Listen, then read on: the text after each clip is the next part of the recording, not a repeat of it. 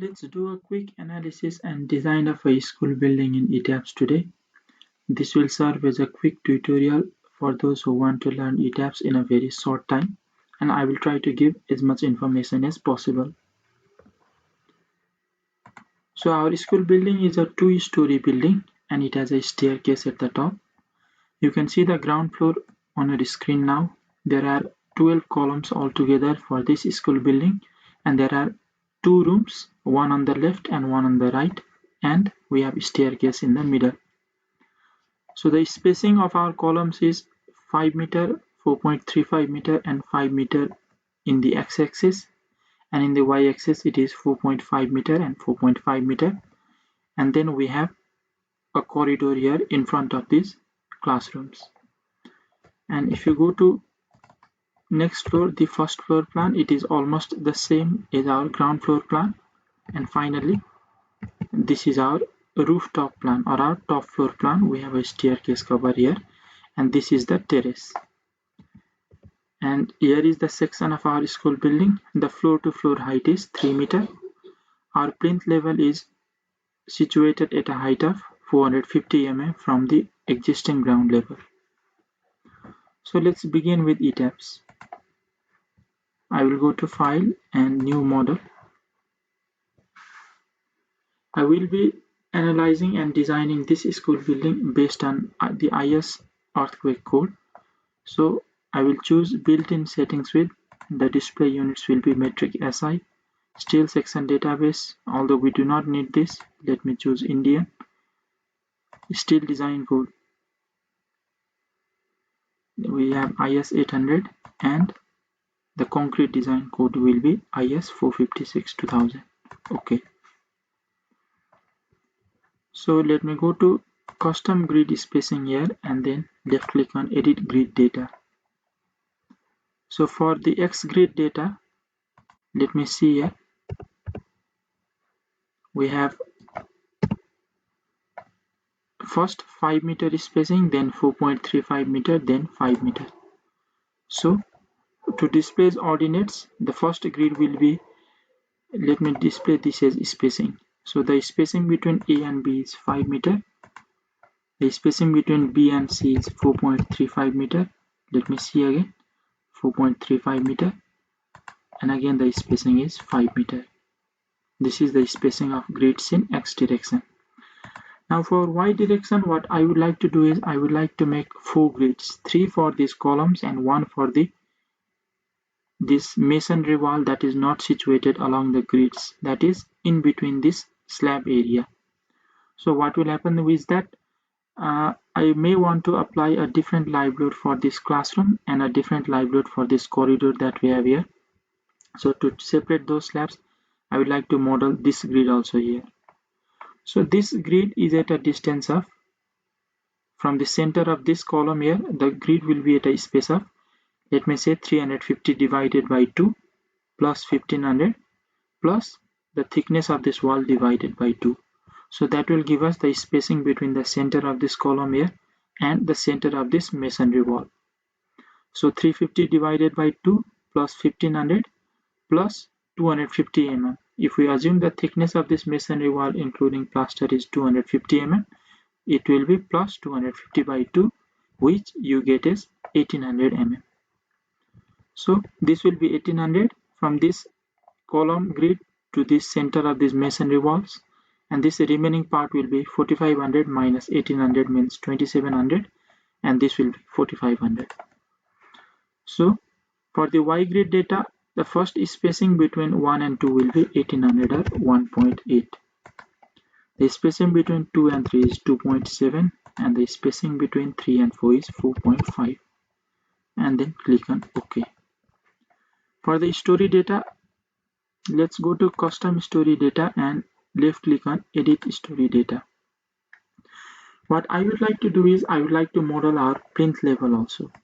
So if we go to my elevation here, our plinth level is situated at a height of 0.45 meter from the existing ground level. So let us suppose that our base of our isolated footing or the base of our slab of our isolated footing is at a depth of 1.5 meter from the ground level. So the total distance between the base of our isolated footing to this plinth level will be 1 plus 5 plus 0.45. So it will be total 1.95 meter. So I would like to set the height of story 1, which I will rename as plinth level, to 1.95 meter. 1.95 meter. Then our ground floor slab, the height will be 3 meter. Our first floor slab again will be 3 meter. And finally our staircase cover, also the height will be 3 meter. So we have defined 4 story levels here. One, plinth level. Second, this ground floor slab. Third, first floor slab, and then the slab of the staircase cover. We have defined 4 story levels. So I will not choose any master story. I will just master story no, and then I will left click on OK. Left click on OK. The grids will be generated. So before proceeding further, let me save the model. I will go to File, Save option. I will choose the specified folder here. I have made a YouTube training school building quick folder, and I will rename this or give this file name as school building quick design. So the model has been saved. Now we will continue with our usual procedures. First we will define material properties. I will add new material here, region India, material type concrete, standard Indian, and grade I will choose M20. OK, and left click on OK. I will not change any parameters here. And again add new material. I will choose the material type rebar, and I will choose the grade as high yield strength deformed bars, grade 500, and then click on OK. These are the properties of the 500 grade bar. I will left click on OK. I will delete other materials that I don't need. Okay, you cannot delete here. Let me just left click on OK. So I have defined the material for concrete and rebar section. Now I will define our section properties. I will go to define section properties, frame section. I will add new property, rectangular concrete section. First I will define our column here. Our column will be column 350 by 350. Material will be M20. The depth will be 350 mm and the width will be again 350 mm. I will not use any property modifiers for now. I will directly go to this reinforcement option and left click on modify show rebar. This will be our column design here. Our rebar material will be 500 grade steel, and the reinforcement is to be designed here. So I will keep this checkbox reinforcement to be designed, and I will not change any data here since we are designing. I will left click on OK, and again left click on OK, and add new property here. I will choose another concrete rectangular section, this time for beam. I will rename this as beam 230 width by 350 mm depth. Material will be again M20. The depth is 350 mm and the width is 230 mm. Left click and modify show rebar. Now this is our beam, so the design type will be M3 design only. Rebar material will again be high strength bars, and the cover to longitudinal rebar group will be, this cover will be first clear cover plus half the diameter of our bar. So if we use a bar of say 16 mm, this will be 16 divided by 2 is 8 mm. So 20 plus 8, 28. I will select this cover as 30 mm and the bottom bar cover is 30 mm again, and then I will left click on OK. Left click on OK. I want to define another beam section for secondary beam, so I will left click and add new property. Choose this rectangular section option. Rename this as secondary beam 230 over 300. The material will again be M20, depth will be 300 mm and the width will be 230 mm. Again modify show rebar. This is M3 design. Cover 40 mm for both top and bottom bars, and the rebar material will be 500 grade steel, and left click and OK, left click and OK again. These three section properties are enough for our current structure. Then I will left click and OK again. I will save the model time to time in between. Now I will go to defining slab section. I will go to define section properties and slab sections. I will just modify this property of slab 1. Select on this slab 1 and then left click and modify show property. I will rename this as slab 125. Slab material will be M20 grade concrete. Modeling type will be cell thin. Type will be slab and the thickness will be 125 mm. OK.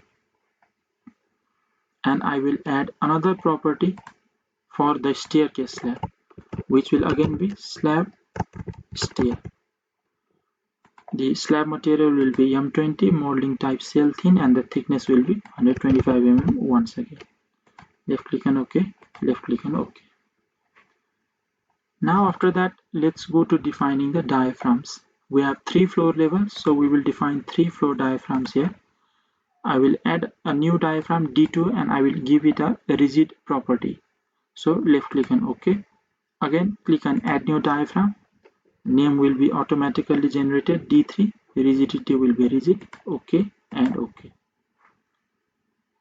Let's go to define once again. Before defining mass source, I would like to first define load patterns and load combinations. So we are only doing equivalent static method for now. So we won't be defining any functions for a response spectrum analysis. I will directly go to load patterns here. So dead and live load have already been defined here. So what I would like to add is now masonry wall load. The type will be dead, self-weight multiplier 0, add new load, and another dead load will be floor finish. Type will be dead, again self-weight multiplier 0, add new load, and after floor finish, let's add live load here. The type will be live, self-weight multiplier 0. Okay, live load has already been added. So what I would like to do is I would like to give this stair live. That means live load for our staircases. So the type will be live again, add new load, and finally I will also define roof live load and then add new load. So I think this much live and dead load is sufficient. If I have forgotten any live load or dead load, I will add it later. Now I will define earthquake load in X direction EQX. The type is seismic, self-weight multiplier 0, and auto lateral load IS 1893-2016. Add new load, and similarly for Y direction, add new load. So let's left click on this earthquake load in X direction and then left click on modify lateral load. Since this is for X direction, we do not need to check this Y direction sign here. Eccentricity ratio is 5% according to Indian code. So the story range now, since we are modeling the base and the depth of our footing also, we will suppose that our earthquake load only acts from the plinth level. So our story range will be, the bottom story will be plinth level and the top story will be staircase cover. The response reduction factor is 5. If we suppose that our building is located in zone 5 according to the Indian code, the seismic zone factor will be 0.36. The site type will be site class 2. And now let's look at importance factor. What does the Indian or IS 1893 code tell about the importance factor? Since this is our school building, this is not a general building here. So let me go to that section where importance factor is defined.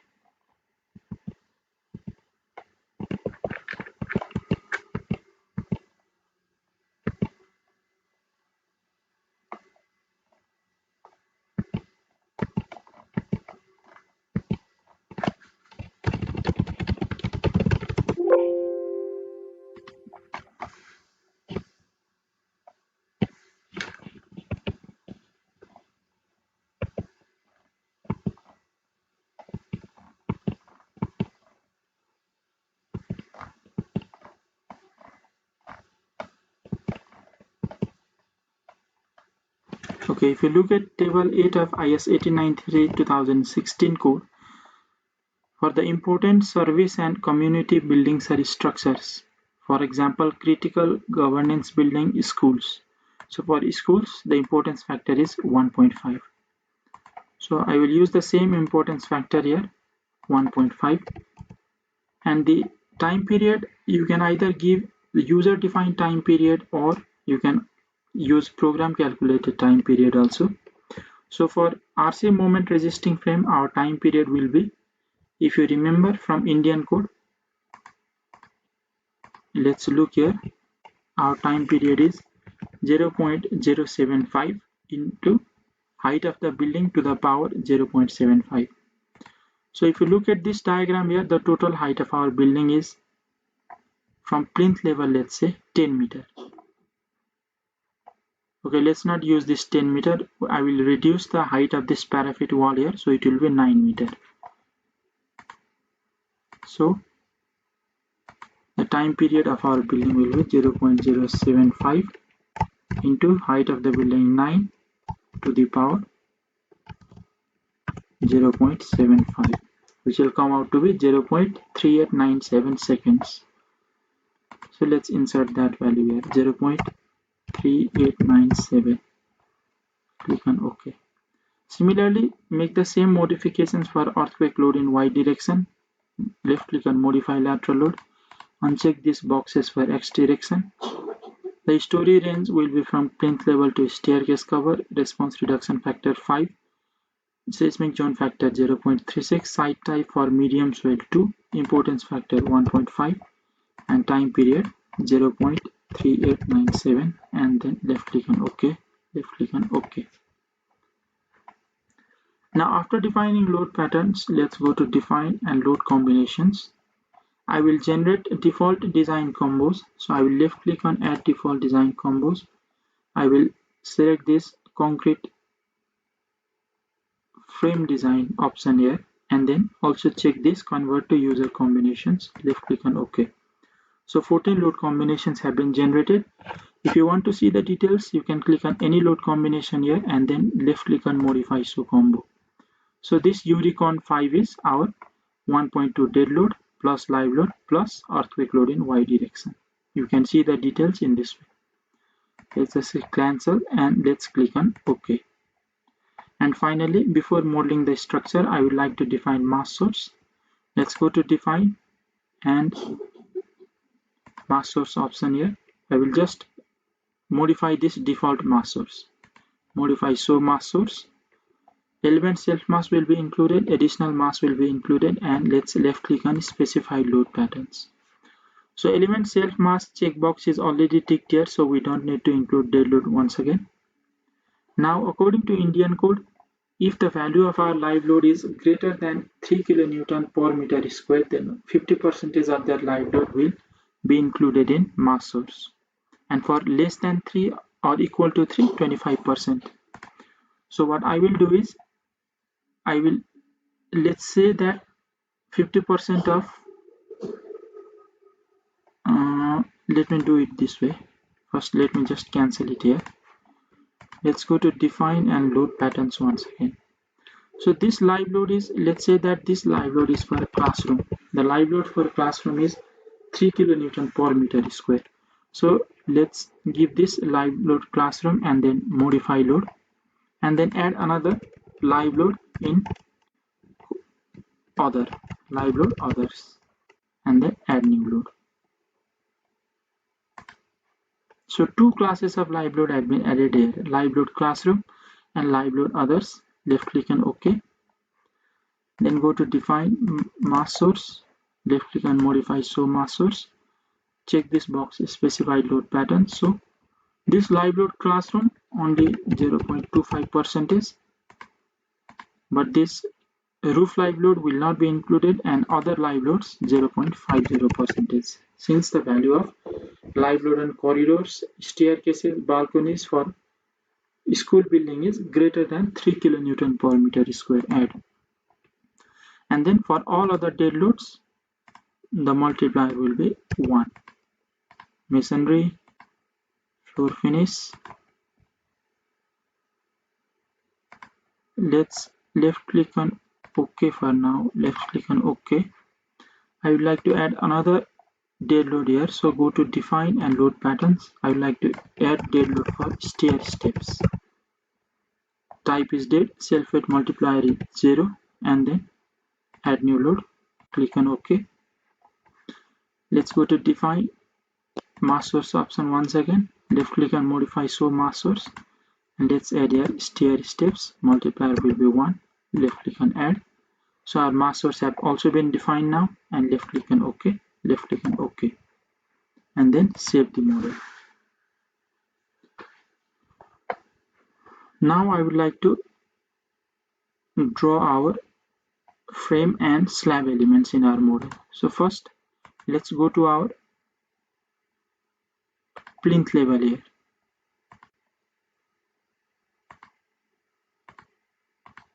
So this is our plinth level Z at 1.95 meter. What I will do is I will just select one story option here and left click on quick draw columns. This property will be the column, that section that we defined, column 350 over 350, and just if you do it this way, then the column will be modeled everywhere. So there aren't columns in this second grid, so select these columns here and then click on delete. And then now let's go to drawing beams here. Select this quick draw beam column option. The type of line will be frame and the property will be beam 230 by 350. So we can quick draw beams here.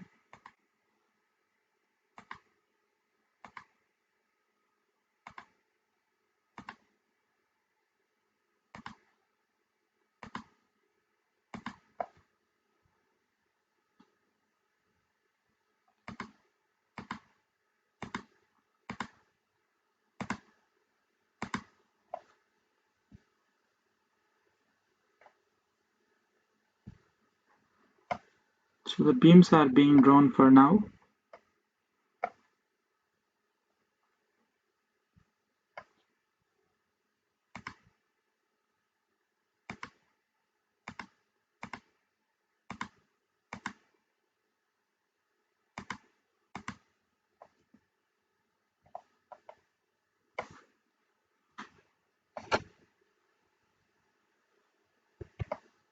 So what I would like to do is, since this is our plinth level beams and these two are separate beams here, I would like to just edit those beams and join them into a single beam.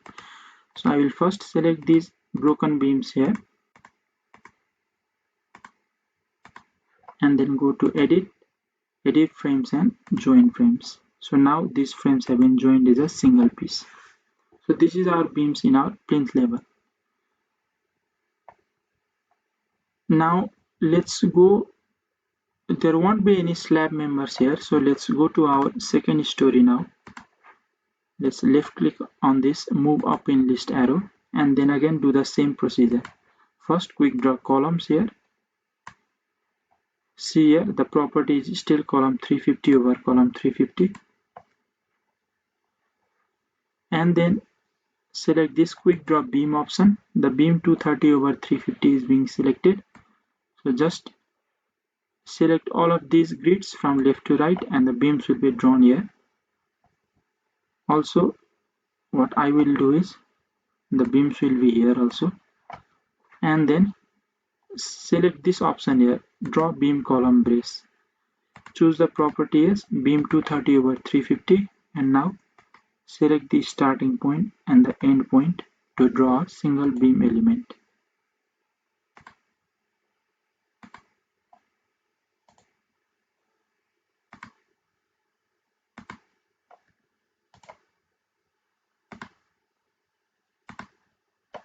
To discontinue drawing, just right click on your mouse and then it will be discontinued. And we defined these two grid here because in our ground floor and first floor plan, what you can see here is that here we have a corridor outside. So these two grids means on these number two grids we have masonry walls situated. So we will draw a secondary beam just below these masonry walls. So what I will do is I will go to draw beam column brace option, and again select this draw beam column brace option, and then I will choose the property as secondary beam 230/300, and then draw secondary beam along these grids.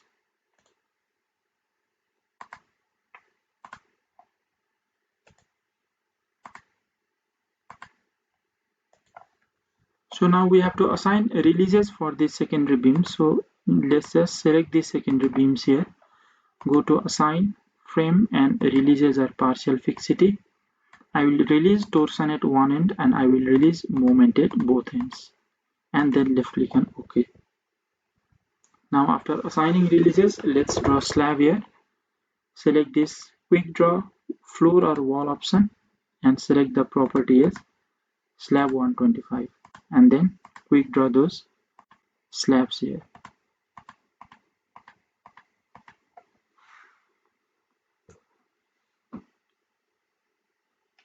So the slabs are being drawn now.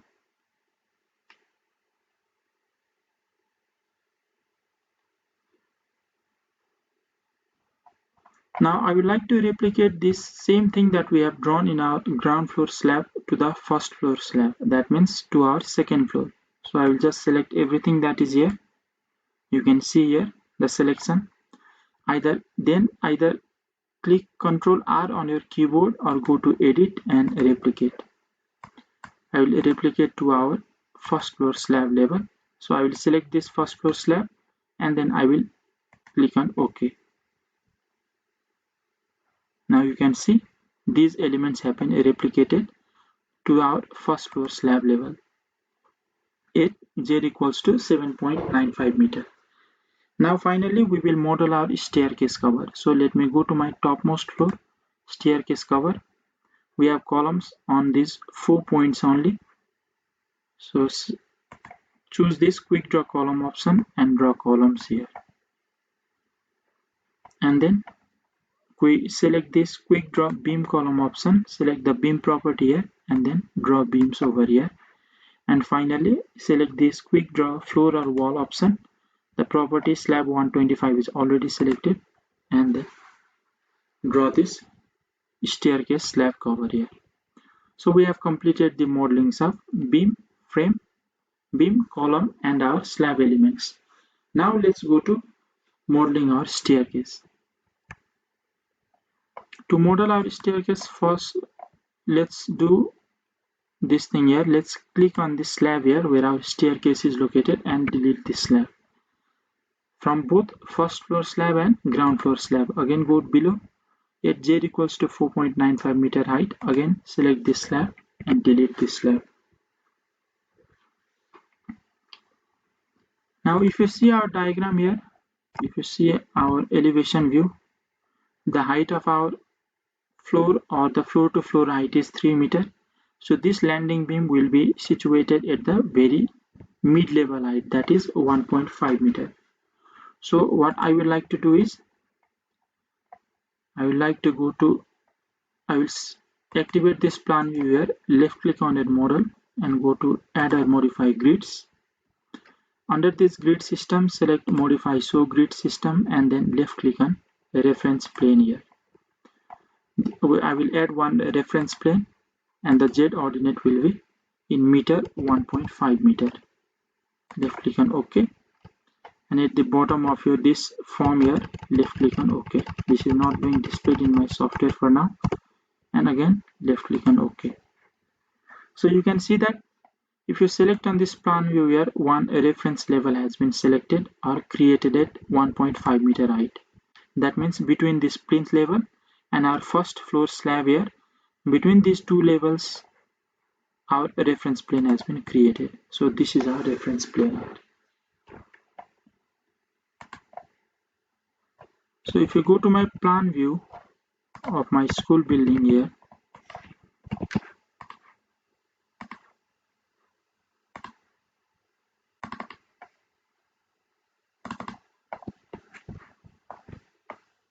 So you can see here our staircase starts from this third grid in our model.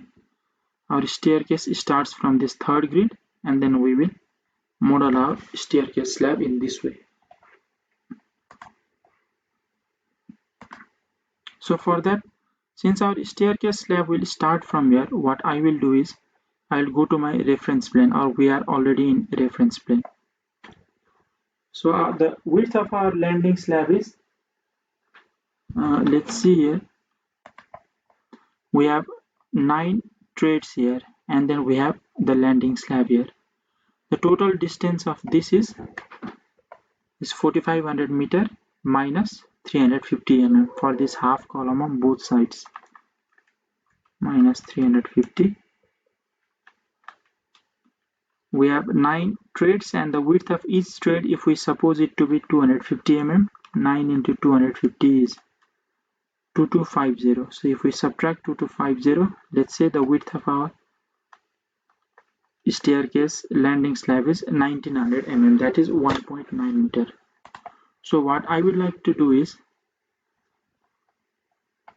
I will first go to this draw and draw joint objects.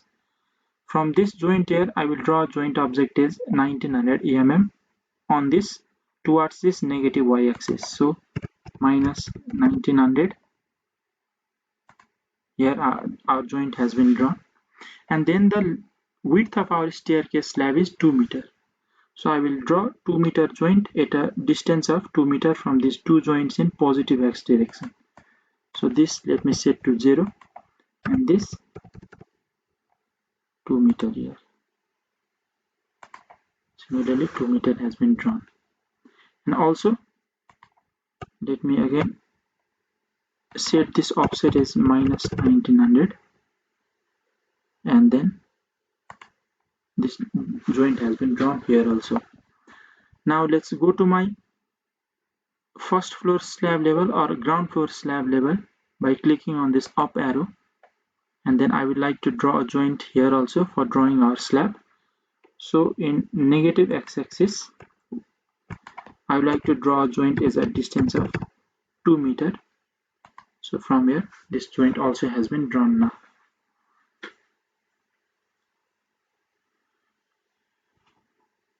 Okay, this is not 2 meters, sorry, because it is 4.35 meter divided by 2.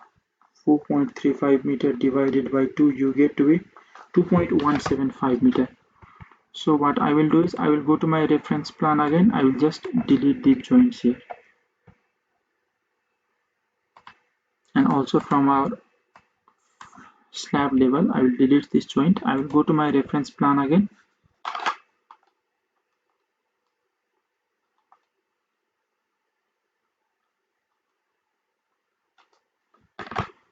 I will go to draw joint objects at a distance of 2.175, that is 2175 mm towards the right of these grids. Then I will go to my slab level, that is at z equals to, and then I will, okay, let me see, okay, I have done it properly. And also at a distance of minus 2175 now for here, minus 2175, and the width of our slab will be 1900,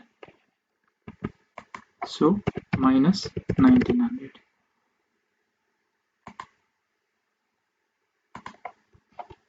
Now let me draw my stair slab.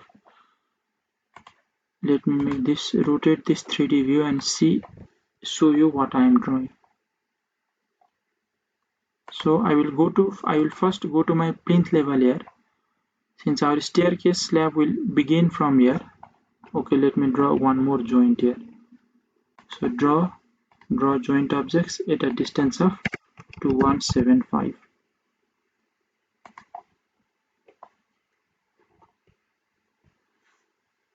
So select this option here, draw floor or wall.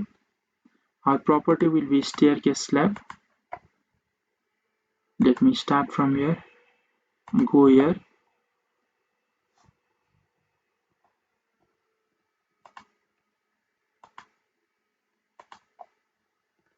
Okay, I think we have made a mistake here. Our reference plane will not be at a height of 1.8 meters since we are modeling our plinth level beam also. So our reference plane should be at a height of, let me go to add modify grid and then left click on modify show stair data. Our reference plane should be at a height of first 1.95 meter. Since our staircase begins from plinth level, our reference plane will be at a height of 1.95 meter plus then 3 meter divided by 2 means 1.5 meter. So 1.95 meter plus 1.5 meter is 3.45 meter. Okay, so we have made this mistake here. So what I will do is I will just select these lines or these joint objects that we drew and then delete these joint objects for now. I will left click and add modify grid again. Modify show grid system. Reference plane not 1.5 meter, rather 1.95 plus 1.5, that is 3.45 meter. Okay, and then click on OK again. Okay, finally it is correct now. Then only I will draw joint objects. For that, first I will go to my plinth level, which is at a height of z equals to 1.95 meter. I will draw joint objects. First, the width of our slab is 1900 mm, so minus 1900 in y direction. Joints will be drawn here. And then the width of our staircases or our risers, the width of our trade is 2 meters. So at a distance of 2000 meter, I will draw this. And then go to my reference plane, one step above. Draw the width of our staircase, which is in negative y direction, minus 1900. And then the width of our staircase is 2 meter. So offset of 2000 mm here. And finally go to our ground floor slab level, and one joint has already been drawn here, so it's okay. Let me delete this joint here. Let me delete this joint also. Then go to draw joint objects. Okay, I made the same mistake again here, not 2 meter but 2175 mm. So what I will do is I will just select these joints and delete these joints here.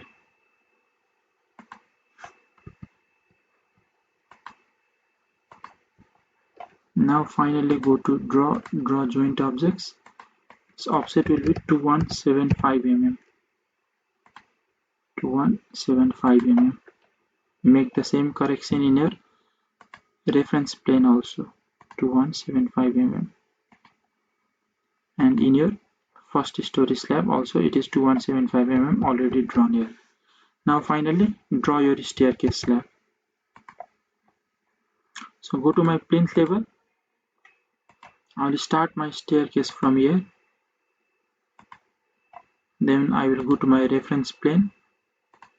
So this is our first inclined slab. And then I will draw my landing slab here.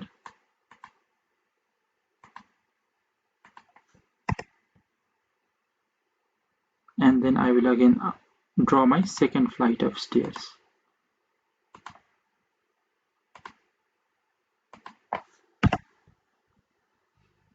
Now since we have drawn this, I will replicate this to a story above.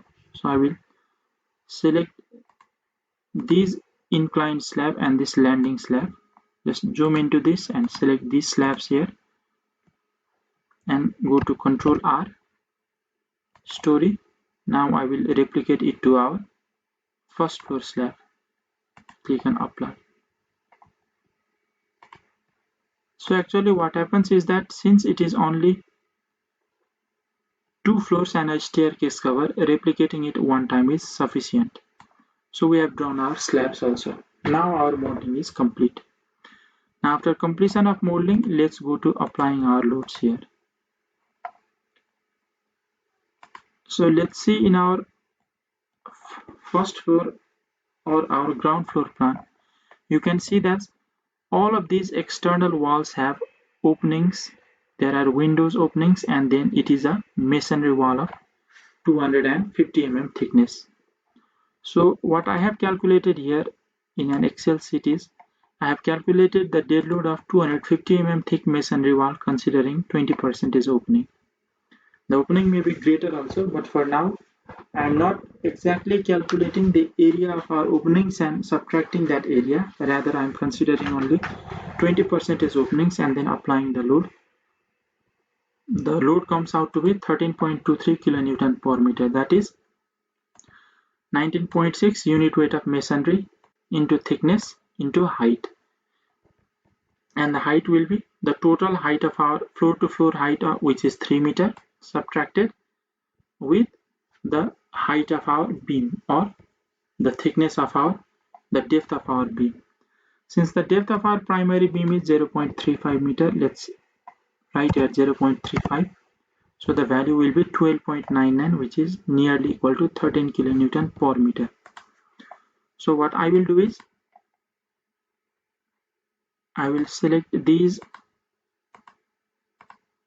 outside beams where our 250 mm thick masonry wall is situated. Let's go to my diagram again. So I will select this and this also. Similarly, for a story above, select the same beams here.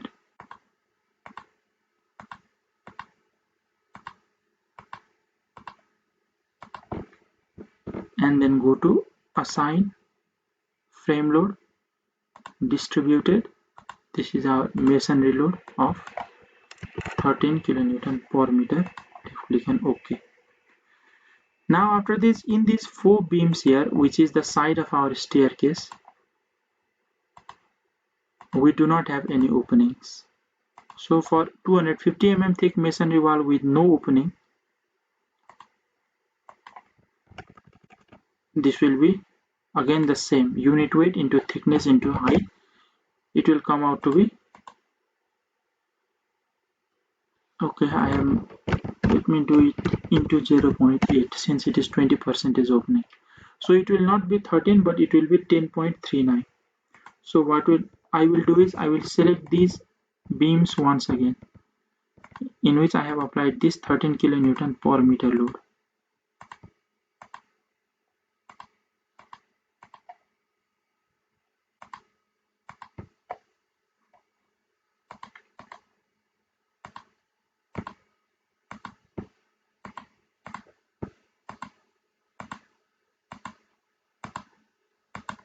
And then go to assign frame loads distributed option, load pattern masonry, left click on this replace existing load option and then 10.39 kilonewton per meter square, left click on OK. And then select these beams besides our staircase here and here.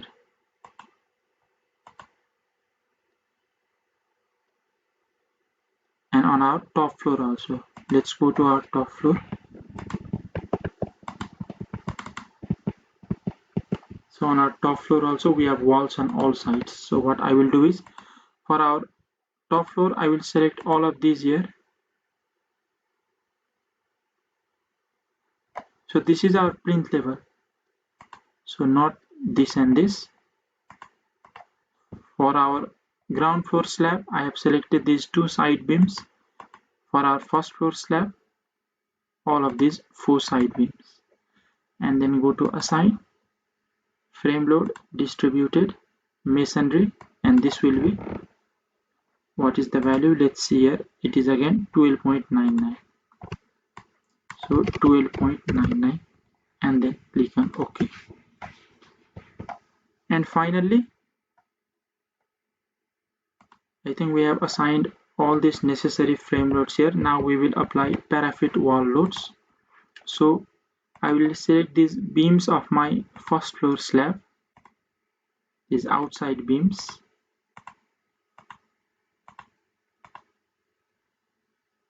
Here we have already applied, so no need to select here. And then of my staircase cover also. And then go to assign frame loads distributed. This masonry load for 1 meter height parapet wall will be 2.94 kilonewton per meter. So 2.94. Apply and OK. Now I will apply live loads. First, for this roof level, select this roof level, go to assign cell loads and uniform. First I will apply floor finish load here. So floor finish load for this roof will be without any marble finishing. So dead load of floor finish excluding marble finishing will be 0.47. This floor finish load is from mortar screeding and cement plaster. 0.47 floor finish load apply. And select this roof again. Our roof live will be 1.5 kilonewton per meter square for accessible roof, and then click on apply. Now let's apply live load on other floors. For all other floors, let's suppose that there is marble finishing. So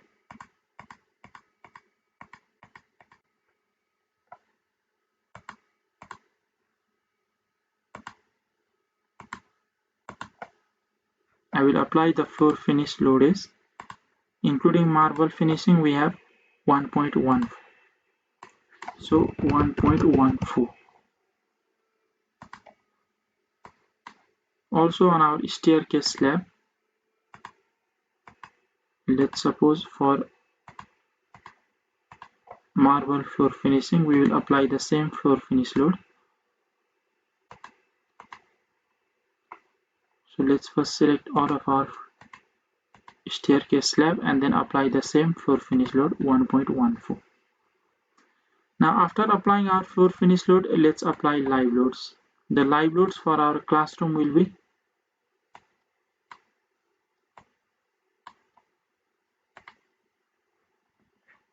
okay, let me just close this,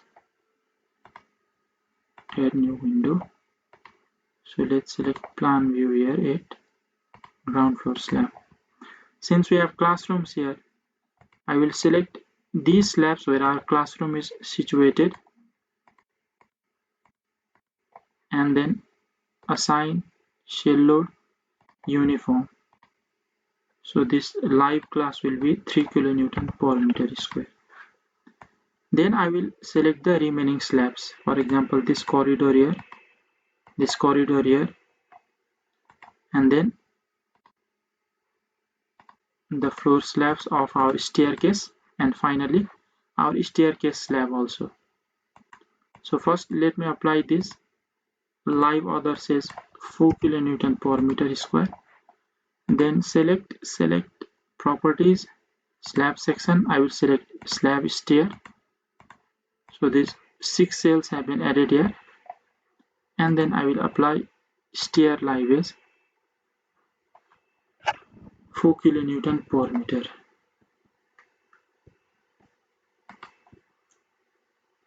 So let's see, double load has been applied in these landing slabs here. We have applied live load 4 and live others 4 also. So this live others 4 I would like to delete. So I will select these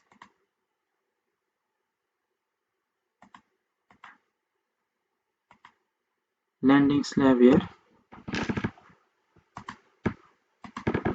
and then go to assign cell load uniform live others. Let's apply 0 here and then click on OK. So our live loads have been applied too.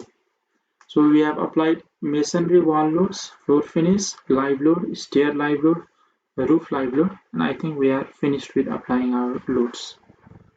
So let's see in this Excel sheet. Now finally one load that is left is to apply the load of steps. So I have discussed about calculating the load from stair steps in our previous lectures also. You can just go to our YouTube channel and search for that lecture. For now, let me just find this area of our inclined slab from ETABS. So I will just select any inclined slab here, for example this, and I will then right click here. You can see the area is 6.53.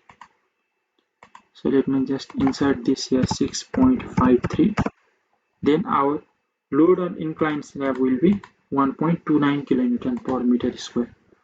So what I will do is I will select all our inclined slabs here.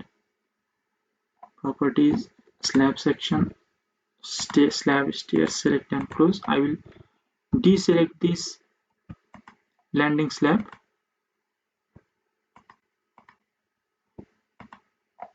And then I will go to assign, cell load, uniform.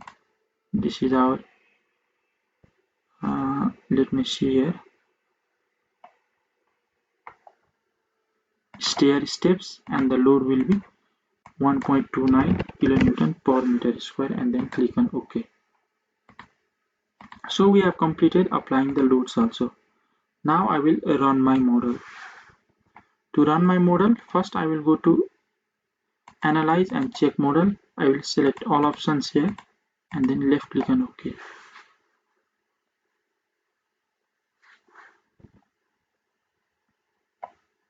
So model has been checked, no warning messages were generated. So let me just save the model and then go to Analyze and run analysis.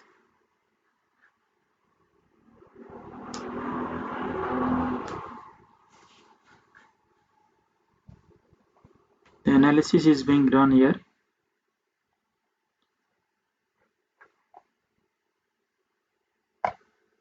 Okay, the structure is unstable or ill conditioned. You can see that warning messages had been generated after the analysis.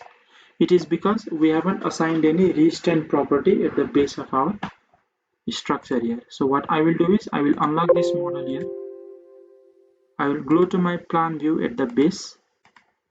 I will select all the joints and then go to assign joint restraints, select these fixed joints and then left click on OK. Let's go to my 3D view again, and now let's run the analysis.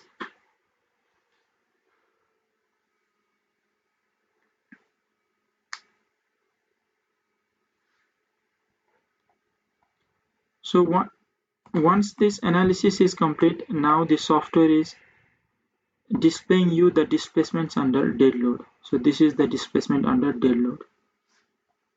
You can go to display and then deformed shape, and you can see the deformed shape under various load cases and combinations and different mode shapes. So for live load, this is our displacement. The live load displacement is lesser as compared to the displacement due to dead load. Similarly, you can check for earthquake in Y direction. You can see that our building is being deflected towards the Y direction. Similarly, earthquake for X direction, our building is deflected in X direction. You can also see a force stress diagram. For that, let me go to any one elevation view and then go to display force stress diagrams and frame pier span roller link forces. So let's see our force stress diagram under our live load, and the component we want to see is moment 33. So this is our moment diagram under live load. Similarly, our shear diagram under live load, this is our shear diagram. If you want to see under earthquake force, similarly, let's see moment diagram under earthquake in X direction. This is our moment diagram. In this way, you can also look at the frame stress diagram for different load cases and load combinations.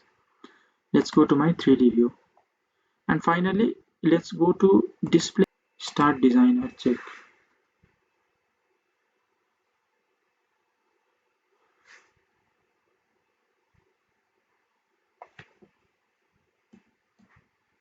If we go to elevation view, you can see these beams are being displayed in red color. I think they are probably failing in shear.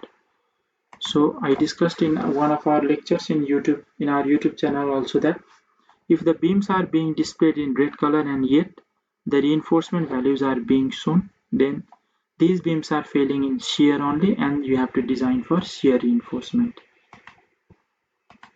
Let's see other elevations too. Okay, everywhere it is the same here. So if we go to design, concrete frame design and display design info and select rebar percentage here, you can see the rebar percentage in these columns.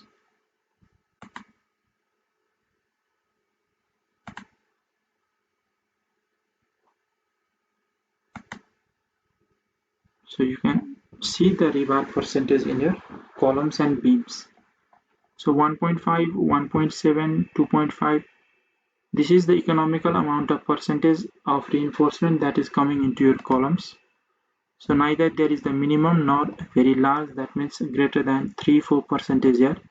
It is less than those values also. Also, the reinforcement value is greater than the minimum reinforcement, that is 0.8%. So it's okay here. For these beams failing in shear, you have to design for shear reinforcement separately. If you right click on any of this beam and left click on details here, you can see what it says at the last: shear stress due to shear force and torsion together exceeds maximum allowed. So if you go to these shear details here and see, you can see here that our tau c max, that is the limiting shear capacity, is 2.8, whereas the shear stress that is coming onto our beams is 2.85. So in this case, as we discussed in our previous lectures, if this T value is greater than tau c max, then you have to increase the sectional size of your beams, whereas if this T value is less than tau c max and the beam is failing in shear, then you have to design for this shear force, this VE that is coming onto your beams here. Since our T value is greater than tau c max, we have to increase the size of our beams in this case. So let's close this. Let's go to our 3D model. You can see only these beams are failing here and all of these beams are failing in shear. So increase the depth of these beams a little and then these will be passed. So this was a quick overview of our analysis and design procedure in ETABS. If you want to learn in detail, there are 3-4 playlists available in our YouTube channel, Inquisitive Engineer. You can go through those videos. Take your time, go through those videos slowly or according to your pace and learn in detail from those lectures also. So I would like to end this quick tutorial here. Thank you.